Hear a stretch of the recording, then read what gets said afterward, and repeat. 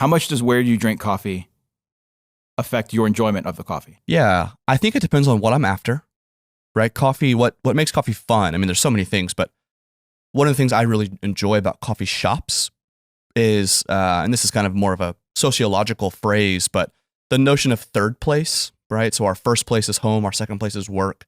We are living in an era or an age that's kind of losing third spaces, whether that's like a social club or something like that.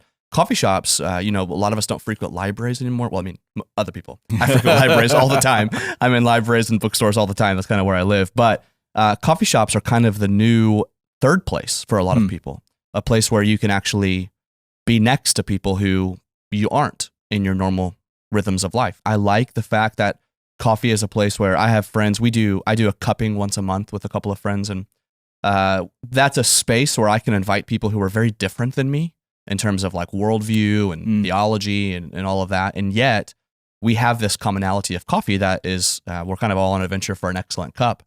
And so I do find coffee shop experiences to be really pleasant. In fact, I tell my students all the time, when I go to a new city, I typically explore that city by its used bookstores and by its coffee shops. That's kind of how I experience cities.